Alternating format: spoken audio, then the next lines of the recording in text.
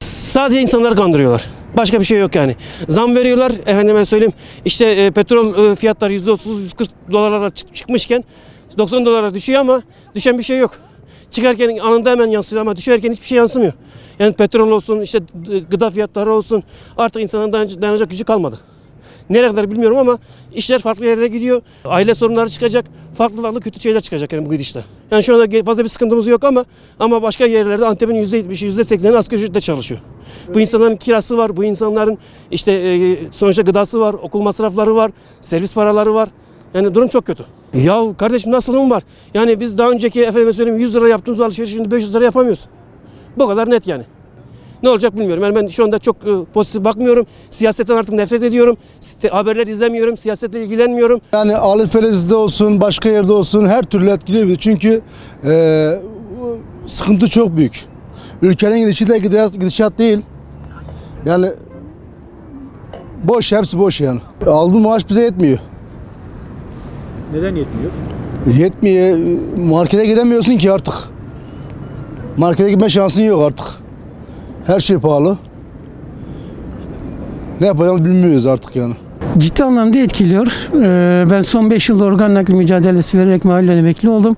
Emekli maaşımız dahi bizim yapılan maaşlara yetmiyor. Evin kira olması, su, elektrik, doğalgaz vesaire derken yani biz çok zor şartlarda geçiniyoruz. Ne yapacağızı bilemiyoruz. Kesinlikle tüm ihtiyaçlarımızı almak nereden? Mümkün değil. Yani bugün aldığınızı yarın tekrar soruyorsunuz 2 katı. Bir gün sonrasında soruyorsunuz başka bir türlü. Yani marketler olsun, pazar olsun sürekli fiyatları değiştiriyorlar. Almış olduğumuz emekli maaşımız bize yani bir gün dahi yetmiyor aile olarak. Çok zor şartlarda yaşamaya çalışıyoruz. Buradan yetkililere çağrımız kesinlikle var. Lütfen artık şu doğalgaz fiyatı olsun, akaryakıt zamlar olsun yani bütün zamlardan artık bir şeyler yapılmasını bekliyoruz. Yani ekranlara çıkıp her şeyin çok güzel olduğunu söylüyorlar ama ya bunlar çarşıya çıkmıyorlar ya pazara gitmiyorlar. Yani çarşıyla pazar arasında, çarşıyla pazarla olan hayatla ekrandaki hayat arasında dağlar kadar fark var. Öyle ama bu işler masa başından olmuyor. Yani bir çarşıya pazara bir çıkın bir görün insanların halini. Şu an ekmek olmuş 2,5 lira. Evet. Yani bize evimize nasıl para getirip nasıl kazanıyoruz zaten aldığımız bize yetmiyor.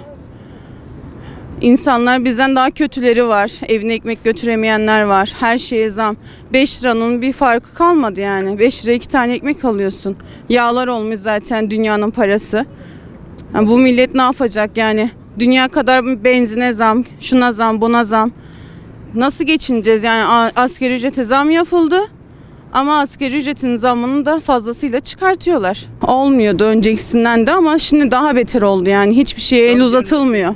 Hiçbir yere gidilip bir şey yapılmıyor. Otobüslere zam, benzine zam, ona zam, buna zam. Yani eski zamana dönüyoruz. Hani şu ekmek kuyruğu, şu kuyruğuna dönüyoruz yani. Yokluk, kıtlığa gidiyoruz. Bir kuru yumurtayı 30 milyonu almıyorduk, doğru mu? Biz 12 milyonu alıyorduk.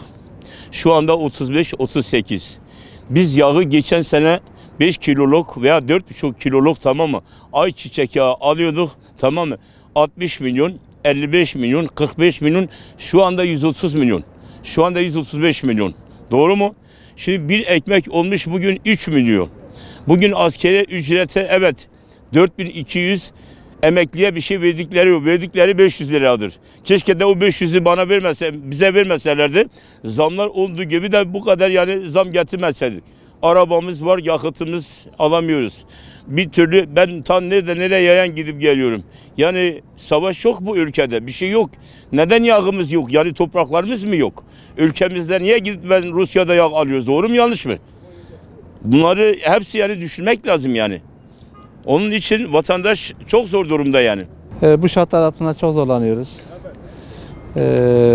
Bir an evvel bunlara bir çözüm devlet eline bulunursa tabii ki daha iyi olur. Kontroller artarsa millet bayağı bir perişan halde yani. Yani artık millet eve ekmek götüremeyecek hale gelmiş durumda yani şu an. Peki asgari ücretle mi çalışıyoruz? Hemen hemen ona yakın bir şey. Peki aldığınız maaş size yetiyor mu? Veya markete gittiğinizde zamlarla... Yetmiyor. Markette Yani rahat alışveriş şu an yapabiliyor musunuz? mümkün değil. Şu anki aldığımız 2800 lirayken aldığımız asgari ücret şu anki aldığımız ücret onu karşılamıyor yani. Bayağı bir eridi gitti yani. Aldığımız para maalesef. 3 kuruş geldi ama öbürü yandan %100 zamlar geldi. Bunlar tabii eridi gitti hepsi. Allah milletin yer yardımcısı olsun. Biraz zor geçiniyoruz ama ülkemizin şu anki şartlarına göze alarak yani bu zor şartları da başından yani üstesinden geleceğimizi düşünüyorum.